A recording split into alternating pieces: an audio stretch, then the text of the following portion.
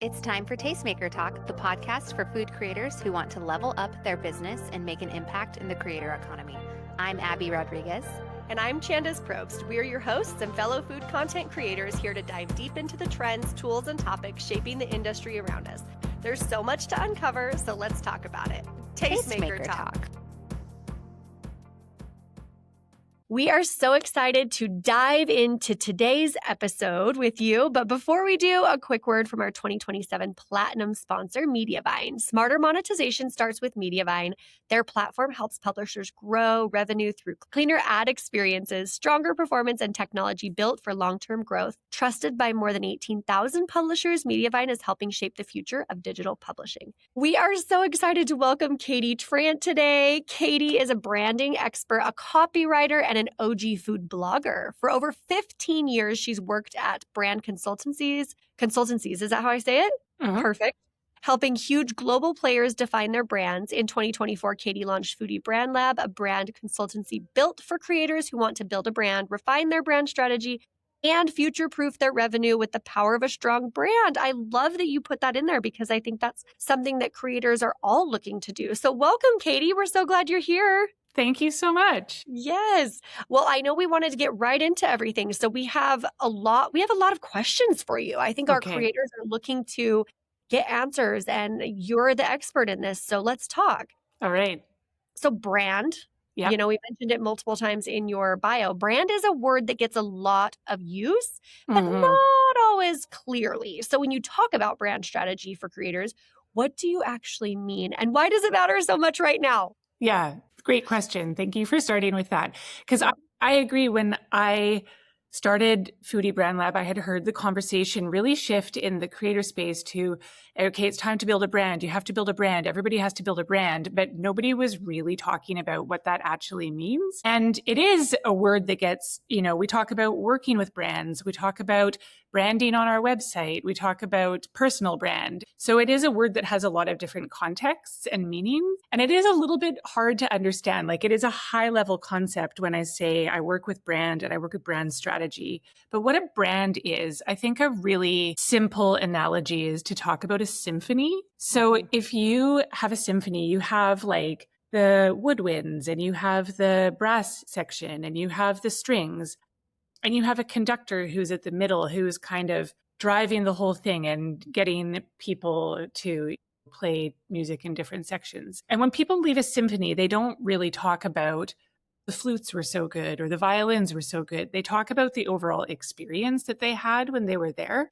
And a brand is very much like that. Like you can consider yourself the founder, the creator, the business owner as the conductor. You are at the center of the brand. And then you have all of these elements that you're conducting. So you've got your visual identity, your logo, your colors, your photography style. You have your brand position. You have the market that you operate in, which is adjacent to your niche. You've got your brand values, your brand personality, and all of these pieces. It's your job as the conductor to raise the level or lower the level and kind of use those as levers to shape an experience that your audience has.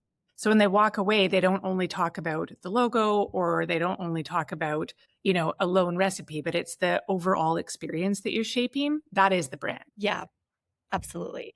Which I think is really helpful because I think that we've had like a thought of what brand is, and understanding that more fully helps us to truly understand the whole of what it is. Yes, exactly. So what's the number one question you get asked with your clients when they are coming at this for the first time? Do I need to redesign my website if I work with you?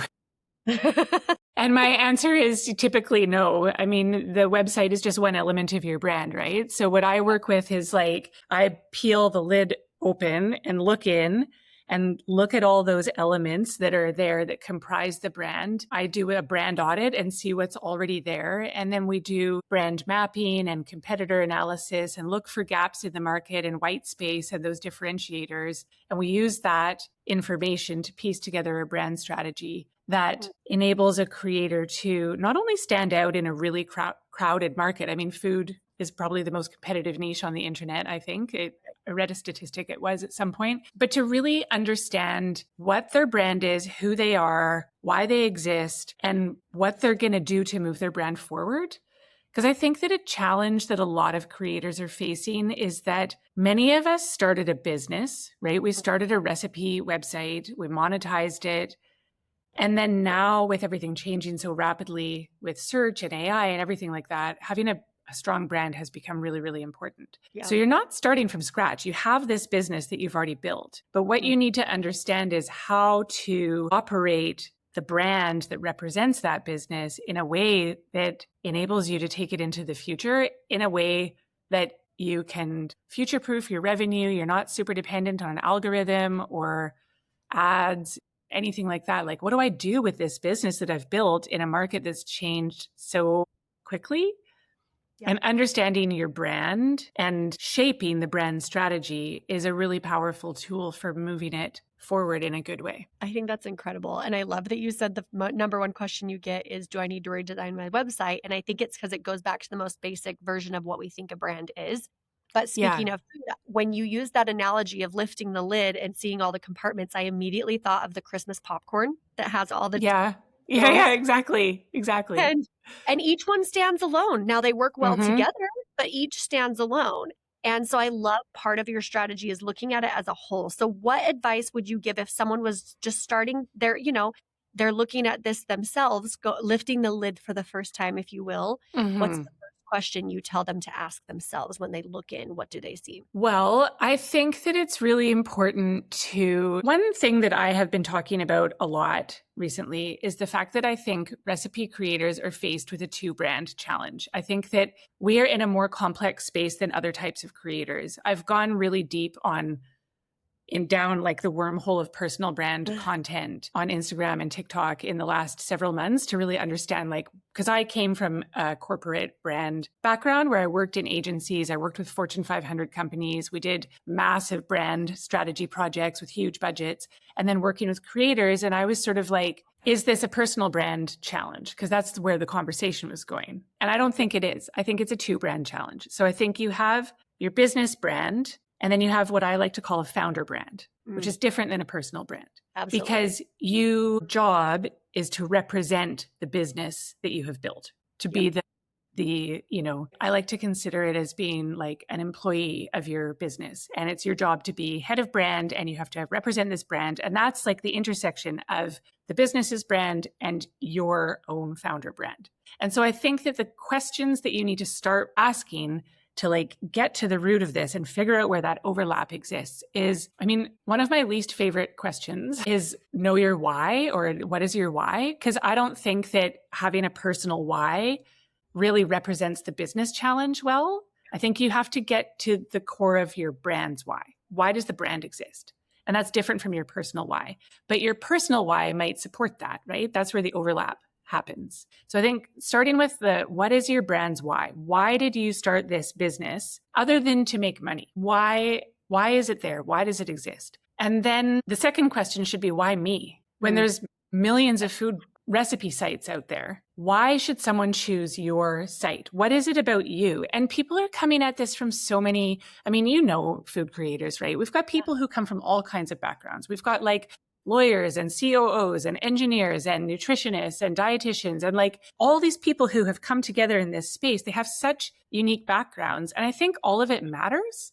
I had a client who, she was like, I don't think my professional background is relevant when we did her brand audit to start. But she was a COO of a really big company. And I was like, that matters, right? Because that shapes how you approach recipe development, how you structure information on your site. It gives you credibility that someone else who's in your same niche may not have. Right. So I think, ask that, what is my brand's why? And then why me are where I would start. I think that's a great question, especially as food creators are feeling like they're kind of in a crowded space, that they're trying to learn where they can start identifying what makes their content and perspective different, that why of their brand, but also then, okay, so now we know the why of the brand, but why me? What sets me apart to be able to deliver it and to be the spokesperson for it, basically. So I think that's great. Do you have any, you kind of shared that COO experience, but do you have others that have stood out to you that you can share that you were like, surprisingly, I don't think they knew until they did that exercise that this, you know what I mean? Yeah. Let me think.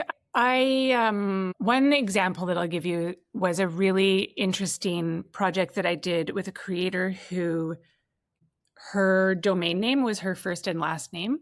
And so, but she was sort of like, but what do I have to offer this brand? You know, I've put my name and my face on it, but what do I have to offer this brand? And what we ended up needing to do was, because it was her first and last name, it's still a business, right? She's just happened to loan her name to the business, as people do, like, you know, Kate Spade and all these designers who put their names on a product. And we had to start like several steps back from where I normally start and look at who is she and define her strategic self. So we knew what elements of her belonged to the brand and what elements of her did not belong to the brand that we keep away from there. And she had very unique perspectives. Again, I mean, she had a background in broadcast journalism. She grew up in Oklahoma, but lived in California. And so we came up with this brand persona that was a California girl with Oklahoma roots and really narrowed in on that as being a differentiator amongst many other things. I mean, this was a 2-month-long project, so it's hard to summarize it in a few sentences, but yeah. I feel like that must have been quite the existential experience for her.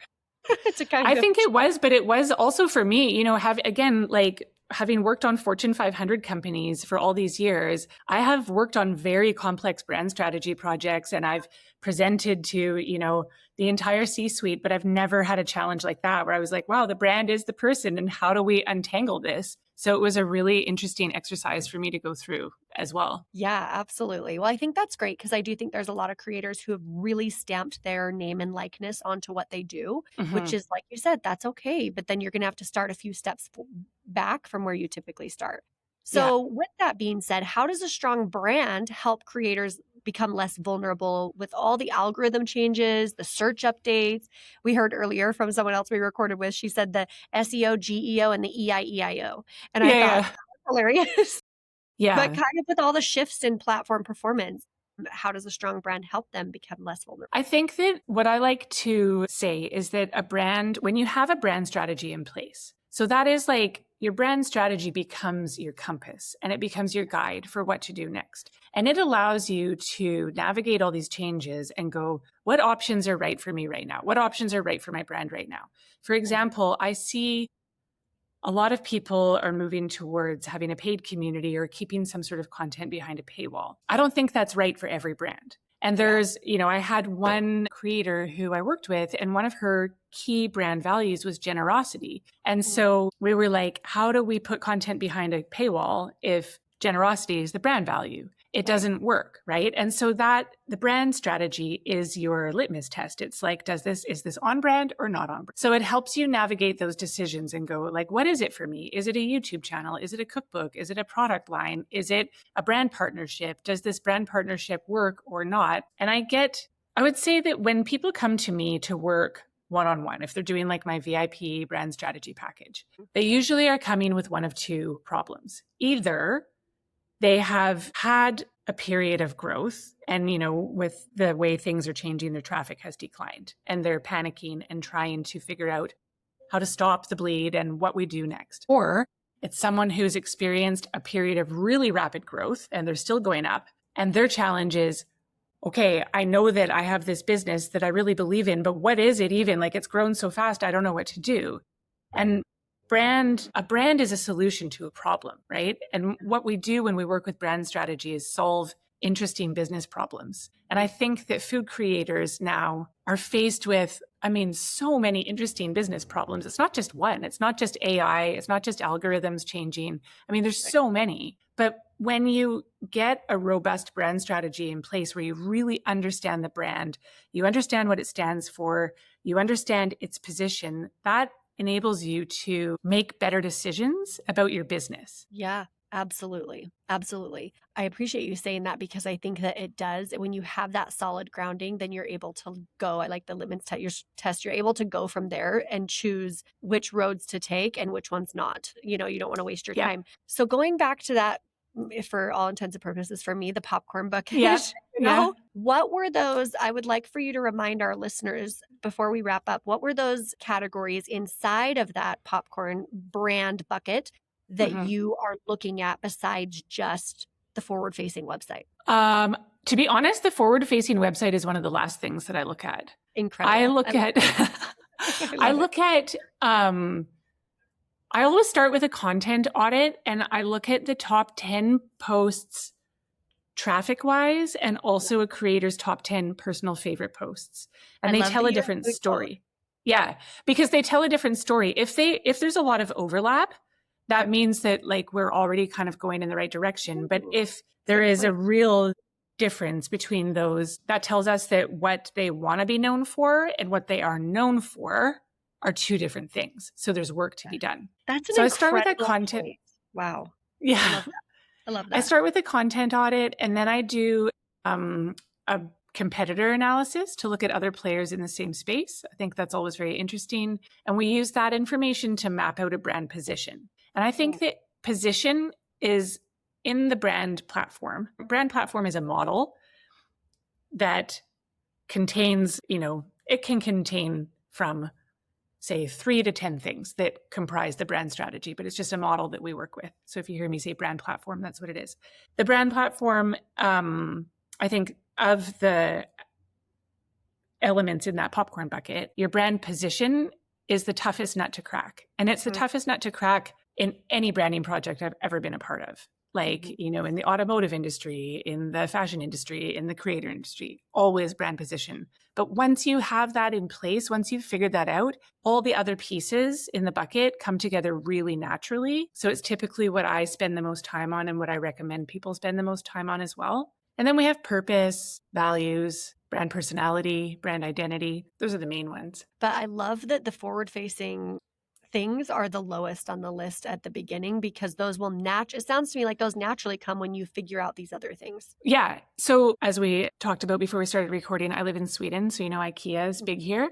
Yeah. And I think like if you're only looking at the forward, like the website and how it looks and the logo and the colors and everything, that's like, when you get one of these cheap sofas from IKEA and then you can get different colored covers that go over it. So it's like the cover that goes over. It's important because it's what people see and what they sit on if it's the sofa, but you can't have that without the support of the sofa underneath it. It doesn't work, right? So everything else, and really everything else that you do, the brand strategy, the brand personality, and all of those values and other elements, they should inform the type of cover that goes on top. And a lot of people start backwards, right? They just start with like, I want a beautiful website. But if you're going to brief a designer on a new identity, you need to know what the brand is before you can do that. Or you don't need to know, but you should know, ideally, in the brand world. Yeah, absolutely. Which I think is incredible, because if you're just looking at it from that first, the look, that's not going to create longevity in your readers and what people are there for. So you're going to constantly be having to redo things. So I love that you're starting from the structure. So with all that we've shared today, there's been a lot, and I think people are probably going to be like frantically writing notes and all of that. So let's give them, what are a few practical things that creators can do right now to strengthen their brand strategy and make their content work harder for their business? I think that the number one thing is understanding, what do I want to be known for? And what do I need to be doing to be known for that thing? And really look at, because we have come out of an era of keyword chasing, right? Yeah. For so long, chasing keywords was a very effective growth strategy. And you could use your keyword research tool and you found those low competition keywords and you made those recipes and you got the traffic. Those days are over. I mean, we all know that those days are over now.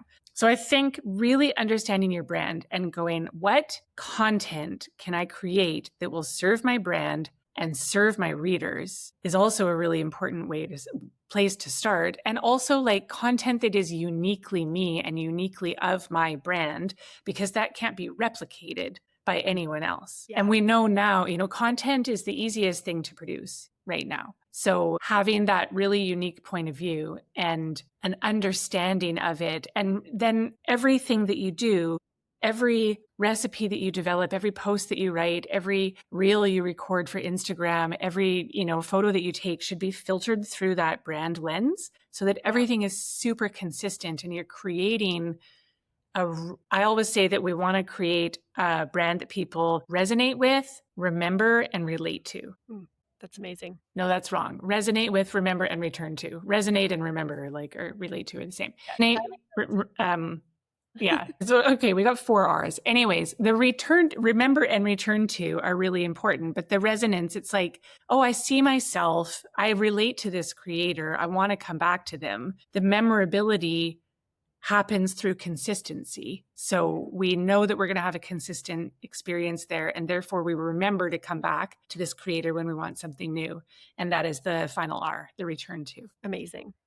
I think that's really great. And I hope that our listeners will take those things and apply them, because those were, very like tactical things that they can do and to start today. So thank you so much for being here, for sharing all that. I think right now in this world where things do feel oversaturated, or they feels like, where do I even go? Where do I start? What do I do?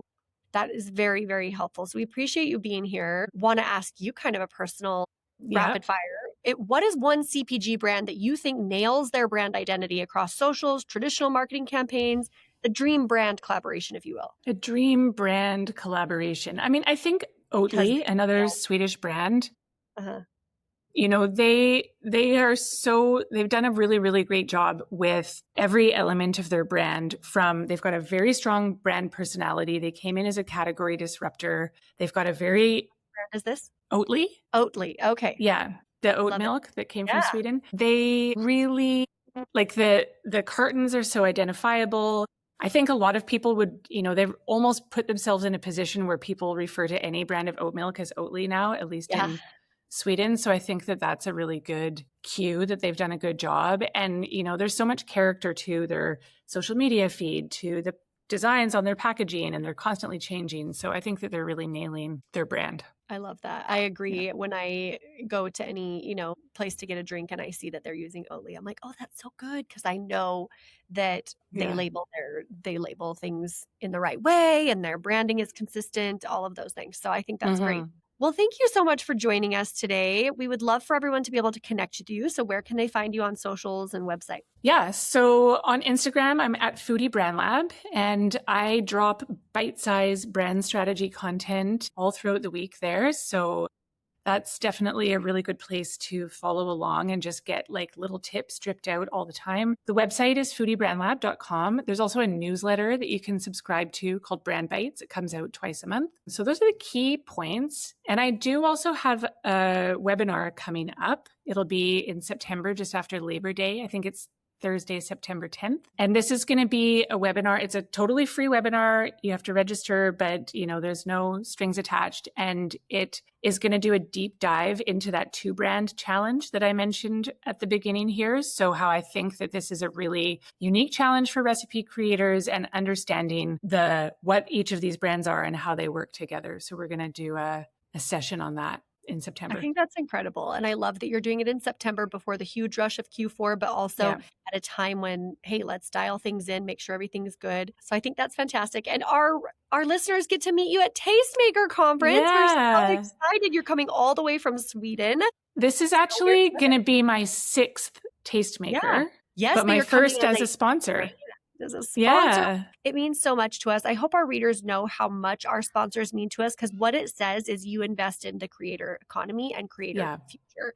And so we are so excited. We've loved having you at our Tastemaker conferences, but we're so excited for you to have a landing place. So now our creators can come and talk to you. They can book 15-minute one-on-ones with you if they're interested in what you're doing and want to talk to you more, because my guess is after listening to this, they're going to be like, yes, I absolutely need to look at this for my business, because how do we have the longevity to move forward if we haven't nailed those basic things? So we are so excited to welcome you as your first time as a sponsor at Tastemaker Conference in January 2027, our 10th anniversary as well. So if you haven't got your ticket, for those of you listening, make sure to grab that. There will be wonderful people like Katie and others there. And we look forward to seeing everyone. Thanks again, Katie, for joining us today. And until next time, we'll see you later. Thank you so much. Bye. Thanks for listening to Tastemaker Talk. If you enjoyed this episode, let us know by leaving a review, giving us a rating, or sharing it with your creator friends. And of course, don't forget to hit that subscribe button so you never miss an episode. You can find more from us on our website, tastemakerconference.com, or even join us for an event where we learn and grow as a community of creatives. The conversation doesn't stop here. Talk soon.